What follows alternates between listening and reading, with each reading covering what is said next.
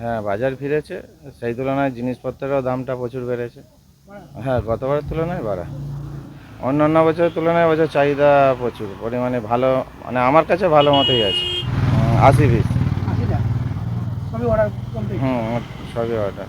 এখন কি শেষ মুহূর্তে প্রস্তুতি চলছে? শেষ মুহূর্তের প্রস্তুতি। বিশ্বজিৎ মাঝি, নন আছে। রাস্তা মানে আর ওই কিছুদিন পর নাইট চলবে, তখন অন নাইটে কাজ হবে। কত ঠাকুর তৈরি হয়েছে? হ্যাঁ, ওই 80-90 পিস আছে।